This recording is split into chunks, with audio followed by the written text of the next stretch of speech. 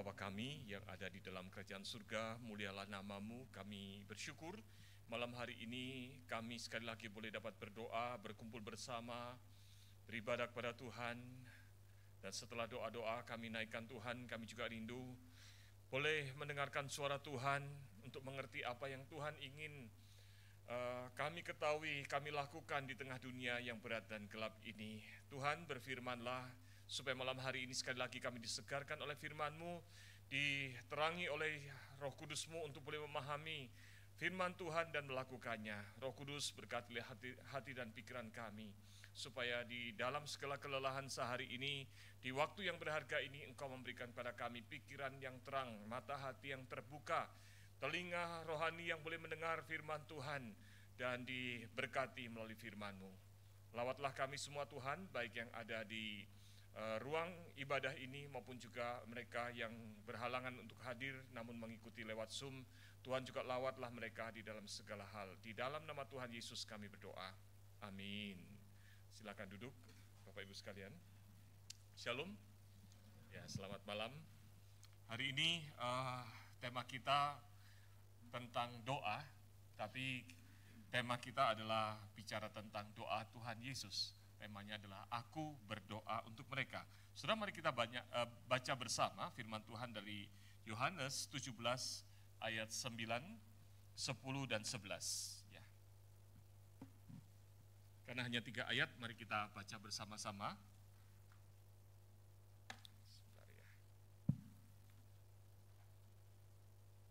Mari kita baca bersama-sama Yohanes 17 ayat 9 sampai dengan ayat yang ke-11.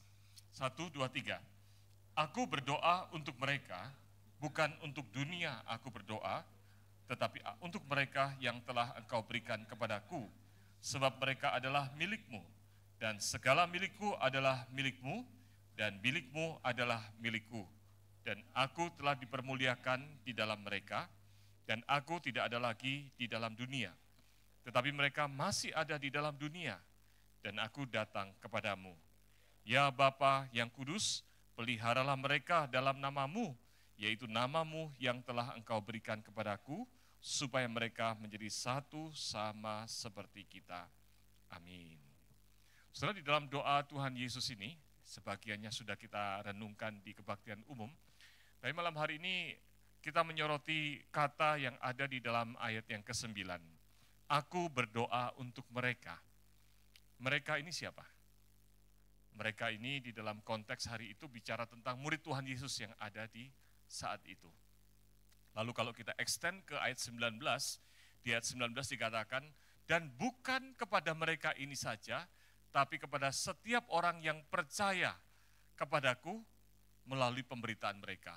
Berarti di extend sampai kepada semua orang yang percaya dari pemberitaan para rasul. Berarti termasuk saudara dan saya bukan? Hah? Termasuk ya? Termasuk.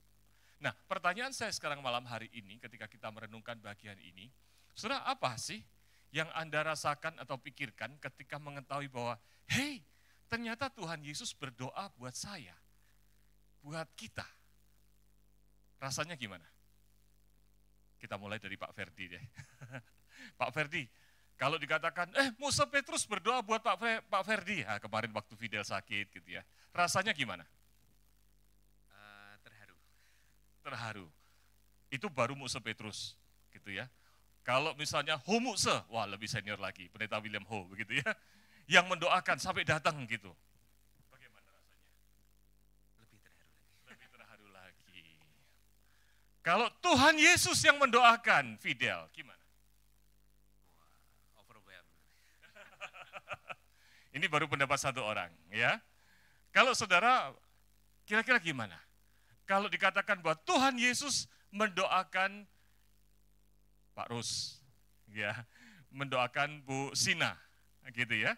Tadi baru berkenalan saya. Lalu mendoakan siapa? David, mendoakan kita masing-masing. Kira-kira apa yang dirasakan atau dipikirkan? Ada yang mau jawab? Rasanya gimana? Ibu kayaknya mau jawab. Gimana Bu rasanya kalau dikatakan Tuhan Yesus mendoakan ibu, rasanya bagaimana? Iya. Luar biasa, Gitu ya. Luar biasa sekali kok Tuhan Yesus mau mendoakan begitu ya. Ada yang mau jawab yang lainnya? Atau teman-teman yang di rumah? Nah, kadang-kadang kita itu lupa bahwa ada teman-teman yang di rumah. Kita sapa ya malam hari ini. Silakan Michael. Tadi saya sudah janjian sama Michael. Coba kita sapa teman-teman yang ada di rumah. Tadi saya lihat ada Daud, ada Ibu Luker, ya, ada Talent, ada Leo, ada siapa? Wah, banyak di sini. Ada berapa banyak ini ya? Lumayan juga ya. Jadi bersama dengan kita kumpul. Ada dari teman-teman yang di rumah mau jawab? Kalau sampai Tuhan Yesus mendoakan kalian, kira-kira apa rasanya? Boleh menjawab teman-teman yang di rumah? Mute semua ya, mute semua ternyata. Atau sama Michael di mute kan? Enggak kan? Oke. Leo mau jawab, Leo? Mau jawab tuh kayaknya Leo. Kira-kira gimana Leo? Kalau dibilang, Tuhan Yesus berdoa buat Leo. Malam Musa. Ya, malam Leo. Tuhan Yesus berdoa buat saya. Kayaknya saya nangis, terharu ya. Kayaknya sama kayak Pak Ferdi kali ya. Mungkin overwhelmed banget, terharu banget. Bisa tersungkur juga kali ya. Gitu ya. Overwhelmed. Waduh, luar biasa. Tuhan Yesus mau doa, gitu ya. Siapa lagi di sini? Bu Foni mau jawab barangkali, Bu Foni? Gimana Bu Foni? Ya, Musa. Malam Bu Foni. Mungkin sama lah kayak Leo ya, terharu. Terharu ya. Iya. Baik, makasih. Terharu ini kita bisa juga interaksi ya dalam doa hari ini dengan teman-teman yang jauh. Terima kasih Bu Foni. Ada yang jawabannya lain selain terharu? Pak Ahmad kayaknya mau jawab yang berbeda. Silahkan Pak Ahmad. Bahagia, gitu ya. Terharu, bahagia, kata Pak Ahmad. Waduh.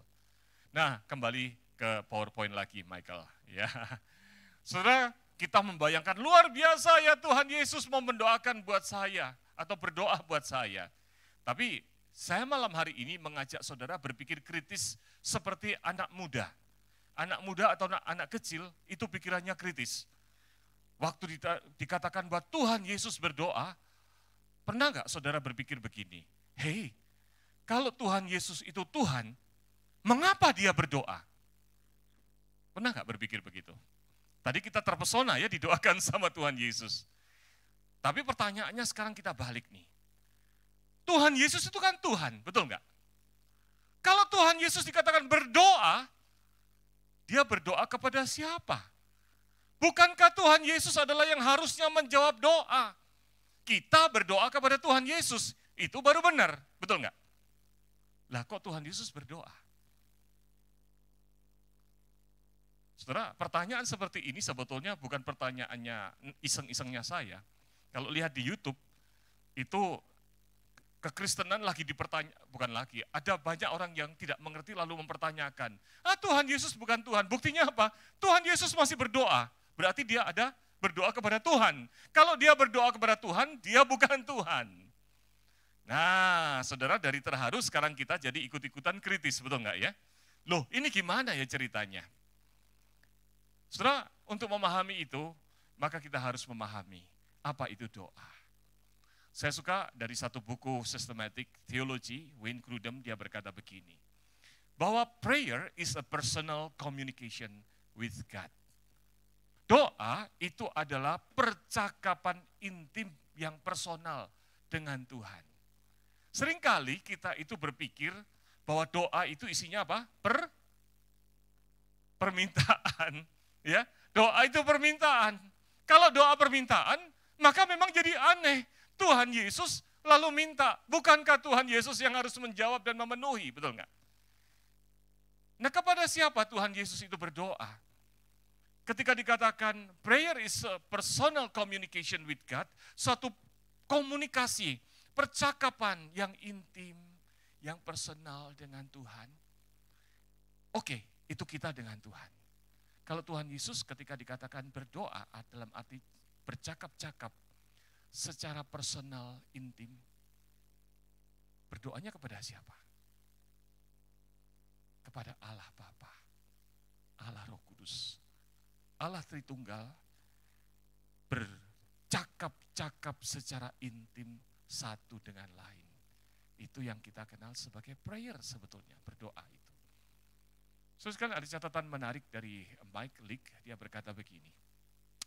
Meskipun Yesus memang Allah yang berinkarnasi, hubungannya dengan Allah Bapa melampaui inkarnasi duniawi.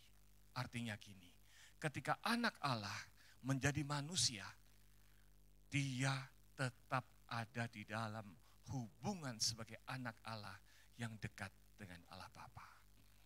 Alkitab mengungkapkan bahwa Yesus sebagai Allah anak memiliki hubungan yang kekal dan intim dengan Allah Bapa. Hubungan yang tidak terputus karena dia adalah 100% Allah, yaitu anak Allah, dan 100% manusia. Punya hubungan kekal yang intim. Saudara, ketika membahas Yohanes 17 ayat yang kelima, mari kita baca Yohanes 17 ayat yang kelima, 1, 2, 3. Oleh sebab itu ya Bapa, permuliakanlah aku padamu sendiri, dengan kemuliaan yang kumiliki di hadiratmu sebelum dunia ada. Sebelum dunia ada, Allah Tritunggal sudah ada? Sudah. Allah Bapa, Allah Putra, Allah Anak. Makanya kalau kita lihat dalam Kejadian 1, firman Tuhan ketika segala sesuatu belum ada, lalu kemudian Tuhan maka dikatakan Allah menciptakan segala sesuatu, bahkan sampai kemudian di dalam ayat yang ayat 26-27, ketika menciptakan manusia, firman Allah mencatat, marilah kita menjadikan manusia menurut gambar dan rupa kita. Pakai kata kita. Dan berdiskusi, berarti ada yang diajak diskusi. Siapa? Ya Allah Tritunggal. Kalau kita kembali kepada maju ke depan ke Yohanes 1, pada mulanya adalah firman, firman itu adalah Allah, firman itu bersama-sama dengan Allah. Jadi firman itu Allah, tapi juga bersama-sama dengan Allah. Berarti ada dua pribadi yang diceritakan di dalam Yohanes 1 itu. Siapa itu? Allah Bapa dan Allah Putra. Firman itu akhirnya menjadi manusia. Pada waktu Tuhan Yesus dibaptis, maka dicatat di dalam Injil bahwa kemudian Tuhan Yesus ada di situ, sedang dibaptis oleh Yohanes Pembaptis, lalu ada suara dari surga, lalu ada Roh Kudus yang datang dalam rupa burung merpati. Lalu suara itu berkata, inilah anakku yang kukasihi, kepadanya lah aku berkenan. Ada tiga pribadi itu. Tiga pribadi dalam satu esensi Allah Tritunggal. Nah saudara sekalian, kalau begitu, ketika kita sedang berbicara tentang Allah, maka Allah Tritunggal itu bercakap-cakap dalam percakapan yang intim, yang kemudian dikatakan di dalam ayat ini adalah di dalam kata doa. Ayat ini menekankan bahwa Allah Anak menikmati kemuliaan dan persekutuan dengan Allah Bapa sebelum keberadaannya di bumi. Oleh karena itu, ketika Yesus berdoa, itu merupakan perpanjangan dari persekutuan abadi dengan Bapa. Doa-doanya merupakan ekspresi kesatuannya dengan Allah yang menunjukkan keindahan hubungan abadi mereka. Amin. Jadi ini adalah satu ekspresi hubungan indah yang abadi antara Allah Anak dengan Allah Bapa. So, apa artinya ketika kita merenungkan hal itu malam hari ini? So, sekalian ketika Tuhan Yesus berkata, aku berdoa untuk mereka, yaitu untuk murid-murid Tuhan, umat tebusan, saudara dan saya.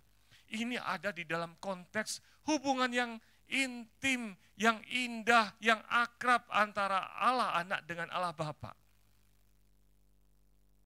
Kalau misalnya suami istri begitu dekat sekali, ngobrolnya enak, yang diobrolin apa kira-kira? Saya itu paling suka melihat Pak Ros sama Ibu Lucy. Rasanya akrab, mesra gitu ya. Kadang-kadang saya kepingin lihat, lagi ngomongin apa sih? Kok bisik-bisik gitu ya, kalau lagi jalan, lagi di mana. Mesra banget. Seandainya sampai ternyata kita tanya, Pak Ros sama Bu Lucy, apa yang dibicarakan kok begitu akrab sebagai suami istri? Rahasia Musa, gitu kan? Rahasianya apa sih? Lalu Pak Ros sama Bu Lucy bilang, saya lagi ngomongin Musa. Wah, betul ya? Berarti saya lagi diingat sama Pak Ros dan Bu Lucy, betul nggak? Di dalam keakraban tersisip nama saya. Tapi pertanyaannya diomongin baik atau enggak gitu ya. Tapi yang penting adalah di dalam hubungan yang dekat dan akrab itu ada nama kita dibisikkan dan dibicarakan. Itu bicara tentang orang.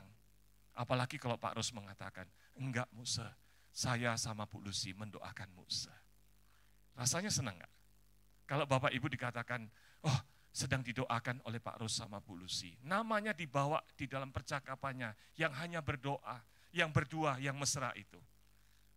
Apalagi saudara sekalian ketika dikatakan bahwa di dalam hubungan yang mesra antara Kristus, anak Allah, dengan Allah Bapa itu. Dibisikkan, dibicarakan. Yang dibicarakan siapa? Halo? Kita, Bapak dan Ibu. Senang gak? Yang dibicarakan kita. Setelah ini mengantar kita kepada poin pertama kita. Ayat ini bukan ayat main-main. Konsep ini secara teologis bukan main-main gitu ya. Waktu saya merenungkannya maka seharian tadi saya nggak mau keluar kamar, keluar ruangan saya cuma sebentar ambil minum, masuk lagi. Karena semakin menggali saya merasakan keindahan dari ayat ini.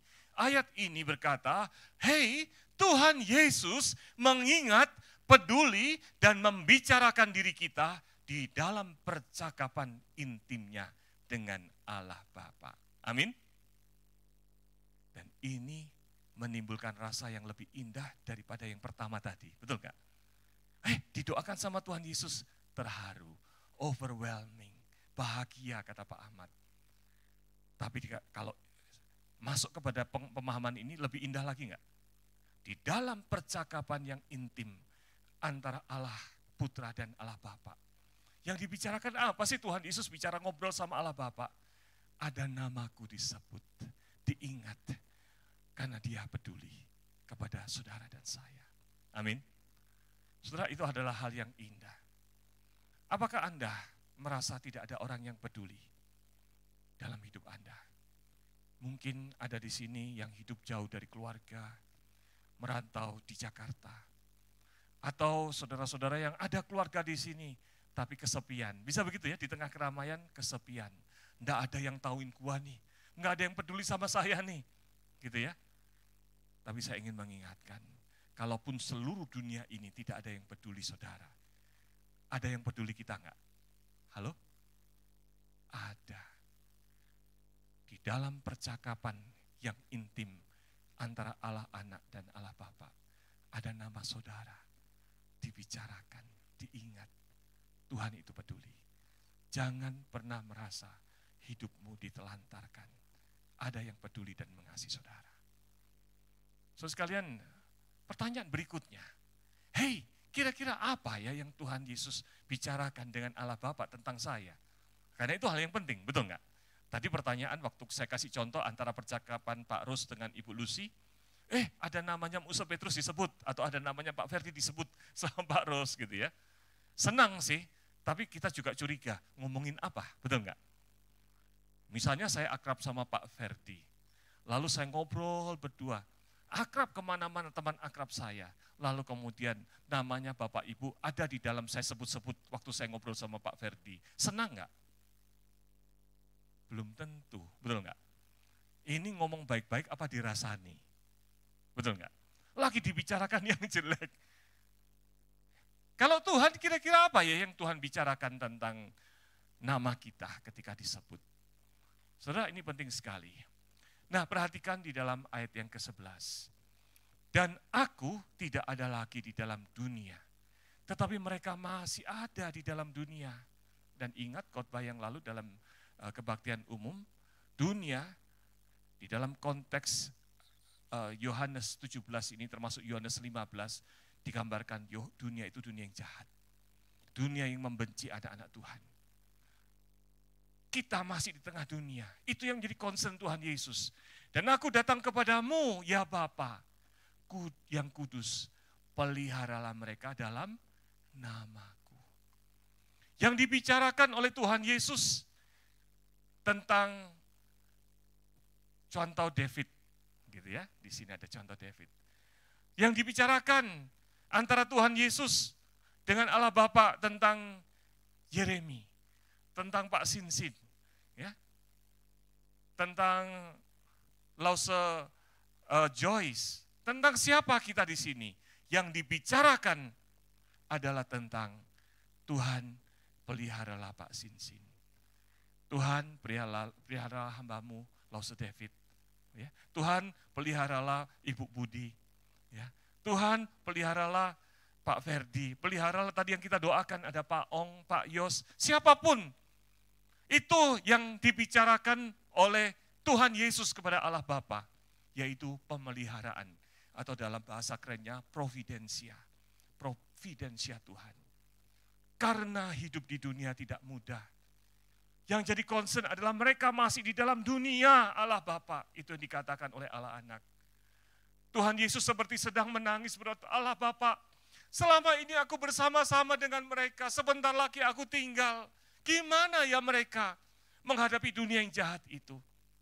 Maka tolong peliharalah. Providensia. Supaya apa? Supaya jadi murid yang setia sampai akhir di tengah dunia yang tidak mudah itu. Maka saudara, poin kedua ini penting. Bukan hanya karena nama kita dibicarakan di situ, tapi di dalam percakapan antara Allah, anak Allah dengan Allah Bapa adalah Tuhan Yesus peduli dan berdoa untuk pemeliharaan hidup sehari-hari kita di tengah dunia agar kita dapat setia sampai akhir. Amin. Concern Tuhan Yesus jelas, dunia ini jahat. Dan tidak mudah untuk murid Tuhan hidup di tengah dunia. Dan itulah yang menjadi percakapan, concern, kepedulian dari Tuhan Yesus. Saudara, itulah yang disebut kalau dalam doktrin iman Kristen kita, itu disebut dengan perseverance of the saints. Kalau saudara memahami 5 pokok Calvinisme, gitu ya, tulip, nah P yang terakhir itu adalah perseverance of the saints. Ketekunan orang-orang kudus. Yaitu berarti bahwa semua orang-orang yang benar-benar telah dilahir barukan di dalam Kristus akan dipelihara dalam kuasa Tuhan dan akan bertekun sebagai orang Kristen sampai akhir hayatnya. Bukan karena kita kuat, tapi untuk setiap persoalan yang kita hadapi, kalaupun ada air mata, kalaupun ada kesulitan keuangan, kalaupun ada sakit penyakit, jangan gentar. Tuhan peduli, Tuhan dampingi, Tuhan kuatkan supaya kita bisa tetap beriman setia sampai akhir. Makanya jangan pernah putus asa. Itu yang jadi concern dari Tuhan Yesus. Amin. Saudara, itu indah sekali. Maka kita selalu mengatakan, kalau orang yang sungguh-sungguh telah diselamatkan dalam Kristus, Tuhan itu akan menjaganya supaya kita bisa kuat sampai akhir. Perseverance of the saint. Ibrani 7 ayat 25, mari kita baca bersama-sama. 1, 2, 3. Karena itu, ia sanggup juga menyelamatkan dengan sempurna semua orang yang melalui dia datang kepada Allah. Sebab ia hidup senantiasa untuk menjadi pengantara mereka. Tuhan Yesus yang telah menyelamatkan kita dikatakan, ia sanggup menyelamatkan dengan sempurna. Kata sempurna ini bahasa Yunaninya palentes. Artinya apa? Sempurna dan selama-lamanya. Keselamatan yang dilakukan di kayu salib untuk saudara dan saya tidak pernah gagal. Jaminan keselamatan itu terjamin oleh Tuhan. Sempurna dan selamanya, itu palentes. Makanya dikatakan di sini sempurna. Sebab ia hidup senantiasa untuk menjadi pengantara kita. Pengantara ini bicara apa? Pendoa syafaat kita. Yang kemudian kita bisa datang kepadanya, berdoa, dan kita bisa terhubung kepada Allah Bapa. Karena ada Allah Anak yang berbicara, yang menjadi perantaranya. So sekalian, ada satu kalimat menarik dari yang tertulis di dalam buku dari John Bunyan berkata begini. Kiranya doktrin ini atau pengajaran ini yang barusan saya sampaikan ini memberikan kepada kita keberanian untuk datang kepada Allah. Akankah Yesus Kristus menjadi perantara di surga? Ya, tentu. Oh, kalau begitu, maka jadikan diri kita seorang yang berdoa di bumi. Dan beranilah, giatlah sungguh-sungguh berdoa. Pikirkanlah demikian dalam dirimu. Ketika aku berdoa, aku pergi kepada Tuhan. Kepada Tuhan, di hadapan tahtanya Tuhan Yesus siap menyampaikan permohonanku. Ya, dia hidup untuk menjadi perantara bagiku. Ini merupakan dorongan besar untuk datang kepada Allah melalui doa, permohonan bagi diri kita sendiri, dan melalui perantaraan bagi kita, keluarga, tetangga, bahkan musuh kita. Maksudnya begini saudara, karena anak Allah itu peduli kepada saudara dan saya. Anak Allah itu membicarakan kita dengan Allah Bapa, concern untuk kebaikan kita, memelihara kita supaya kita boleh setia sampai akhir. Maka sekarang kita jadi punya keyakinan dan keberanian ketika kita berdoa, doa kita didengar. Amin. Dan ketika kita berdoa, Tuhan Yesus memperhatikan, membicarakan dengan Allah Bapa, merancangkan apa yang baik buat kita. Kalau gitu, sering-seringlah berdoa. Yakinlah berdoa. Saudara, ini mengantar kepada poin yang terakhir. Mari kita baca bersama-sama. 1, 2, 3. Tekunlah berdoa, karena kita punya sang pengantara yang bersyafaat bagi kita. Amin. Saudara, kadang-kadang kita itu sebagai orang Kristen, doa itu masih bersifat imajiner buat kita.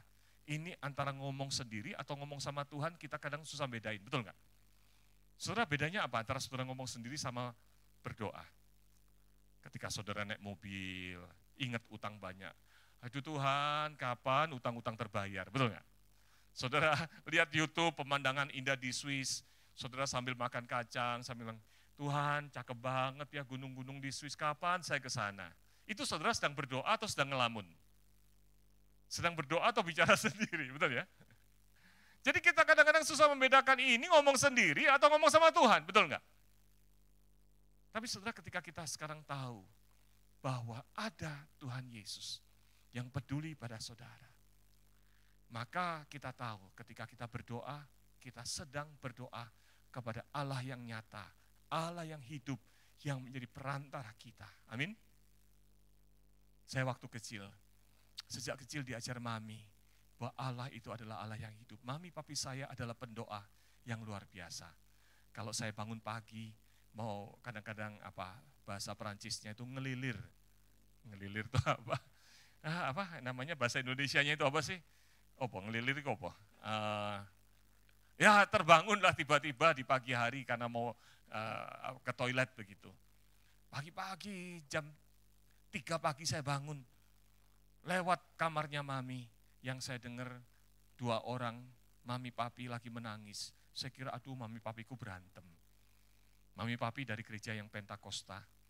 Cirinya Pentakosta itu beda sama karismatik. Kalau karismatik itu ketawa-ketawa, nyanyinya senang-senang. Kalau gereja Pentakosta itu adalah gereja yang menangis. Ya, kalau Roni tahu karena background keluarganya juga Pentakosta gitu ya. Nangis gitu, itulah doanya orang Pentakosta. Sujud kalau saya ngintip, wah mami nangis, sujud cium tanah.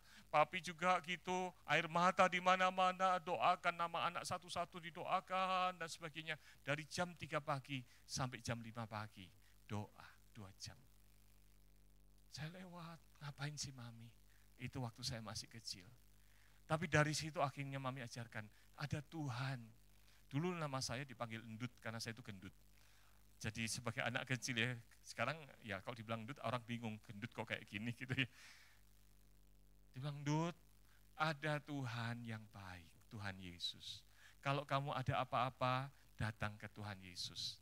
Kami dulu miskin, makan seringkali makan nasi pakai garam, nasinya pun nasi aking. Waktu susah sedih Tuhan, kok makan nasi aking gitu ya. Ya 1-2 kali dipura-purain enak, tapi kalau lama-lama ya kerasa juga lah ya gitu kan. Tapi ingat ada Tuhan Yesus. Kalau saya sedih, saya lari masuk kolong ranjang. Zaman dulu kolong ranjang itu kan tinggi ya, ranjangnya pakai ranjang besi, pakai kasur gitu ya, ada belabaknya, belabak itu bahasa Perancis ya, kayu gitu ya. Jadi tempat bawah itu bisa buat merosot masuk anak kecil. Waktu itu saya ingat umur saya masih 4 tahun, 3 tahun. Kalau saya sedih, saya lari ke kolong. Apa yang saya lakukan di situ? Supaya nggak ketahuan orang, Saya nangis berdoa seperti papi mami, sujud ke lantai. Saya katakan kepada sahabat saya, yang saya percaya dia hidup dan ada dan sungguh-sungguh. Tuhan Yesus, tolong mami papi. Tuhan Yesus, tolong saya. Tolong si endut yang kecil ini yang lagi sedih Tuhan. Maka saudara sekalian, Tuhan itu hidup. Berkali-kali kami melihat bagaimana karya nyata Tuhan dinyatakan. Tuhan menjawab doa. Amin. Kalaupun Tuhan tidak menjawab doa langsung, tapi Tuhan pasti mendengarkan dan memperhatikan doa saudara. Maka saudara sekalian, ayat ini yang kita renungkan malam ini indah banget. Tuhan Yesus menjadi perantara, pensyafaat bagi saudara. Membicarakan nama saudara, membicarakan kebutuhan saudara, membicarakan pergumulan dan air mata saudara. Dia peduli di antara dunia yang tidak peduli saudara. Ada Tuhan yang peduli, Allah Anak dan Allah Bapa dan Allah Roh Kudus. Peduli, mengasihi untuk kebaikan orang-orang percaya, yaitu saudara dan saya, supaya kita boleh setia sampai akhir. Maka berdoalah. Amin. Mari kita ambil sikap berdoa. Kita naikkan pujian, Yesus, Yesus, dengar doaku. Jangan Tuhan jalan lalu.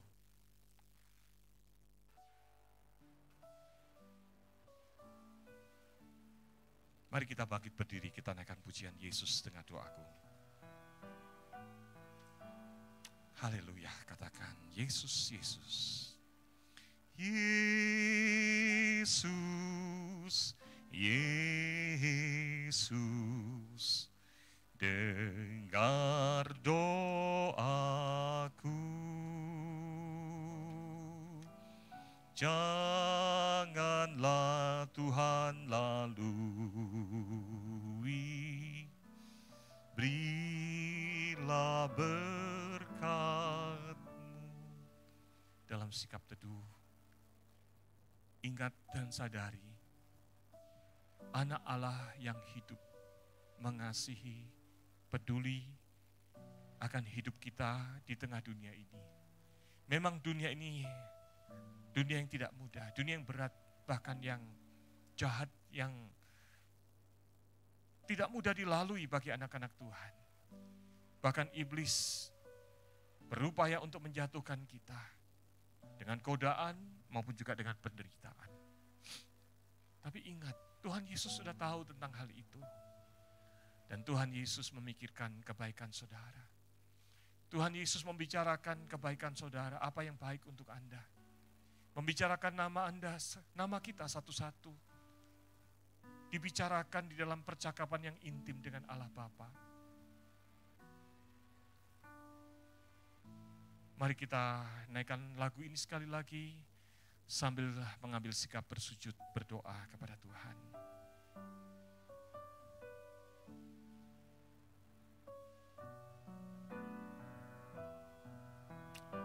Yesus, Yesus dengar doaku.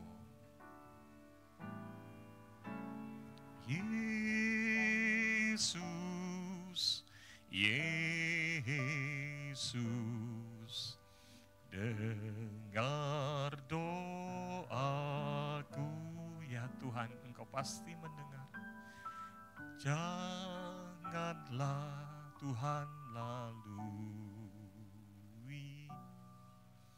berilah berkat-Mu.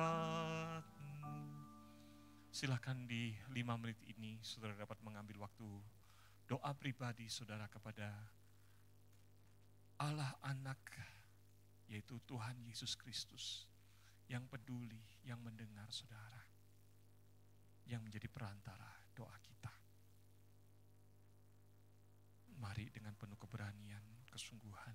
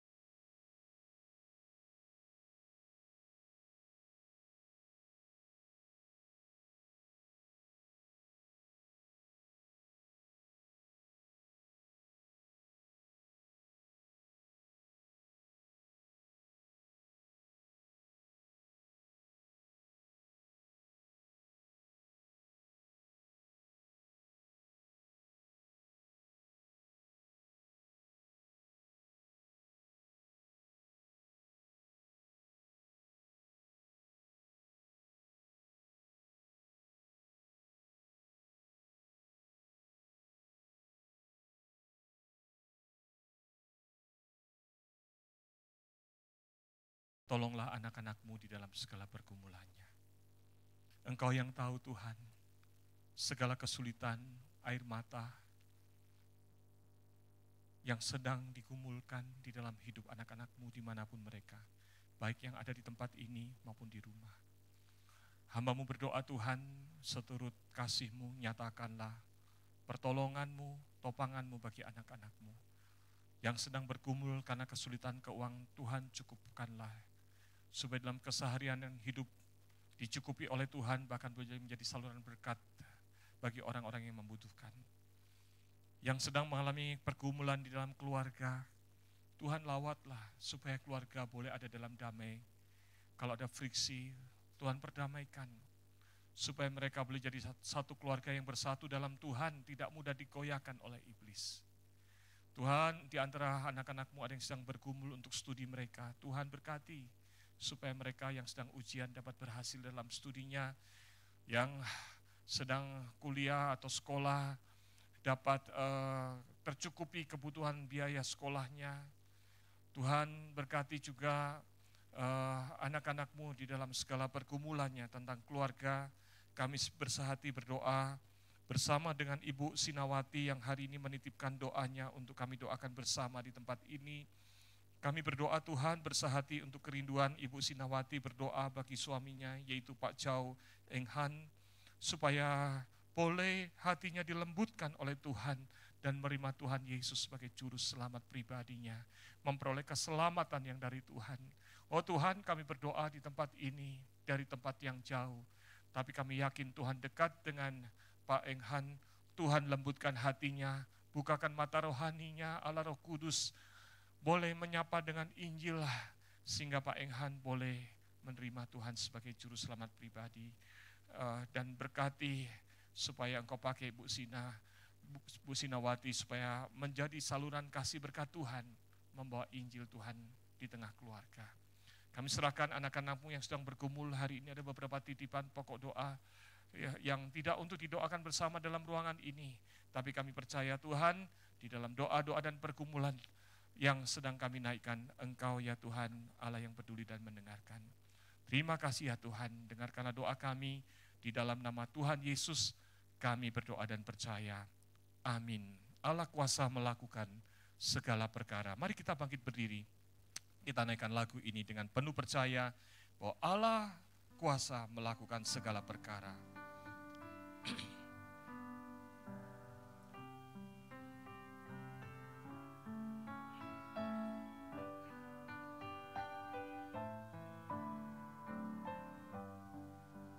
Dengan iman katakan, Allah kuasa melakukan segala perkara. Allahku maha kuasa. Dia ciptakan seisi dunia, atur segala masa. Allahku maha kuasa. Bapa kami yang ada dalam kerajaan surga, kami bersyukur untuk kesempatan kami boleh berkumpul, memuji Tuhan, berdoa, mendengar firman Tuhan. Dan sebentar ini Tuhan, kami yang ada di gedung gereja akan meninggalkan tempat ini. Mohon berkat penyertaan Tuhan setelah kami dalam perjalanan, supaya Engkau jauhkan kami dari si jahat, jauhkan dari gangguan dan kecelakaan. Dan berkati kami semua di malam hari ini, supaya baik kami yang ikut beribadah di gedung gereja ini maupun juga yang di rumah, Tuhan lawat dalam kasih-Mu, berkati berikan istirahat yang baik, yang nyaman, jauhkan dari si jahat. Berkati supaya mereka yang mengalami kesulitan tidur selama beberapa waktu ini, boleh mengalami tidur yang nyaman, yang nyenyak, damai di dalam Tuhan, dan bangunkan besok pagi dengan tubuh yang sehat dan segar di dalam kekuatan berkat Tuhan dan iman yang semakin teguh di dalam Tuhan. Dengarkanlah doa kami ya Tuhan, di dalam nama Tuhan Yesus kami berdoa, amin. Bapa terima kasih.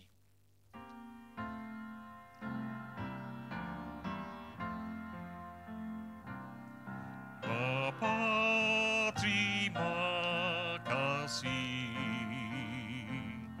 Bapa kasih. Bapa di dalam surga, puji terima kasih. Amin. Silakan duduk, mengambil waktu teduh. Tuhan memberkati.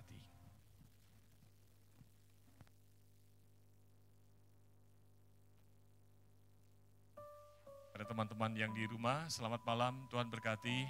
Senang boleh bergabung beribadah bersama hari ini. Ya, ada Sani, ada Bu Wati, ada Bu Lince, ada Pak Erik, ya, ada Daud, ada Leo, Bu Foni, Bu Luker, ya semuanya, ya. Tuhan berkati. Sampai jumpa.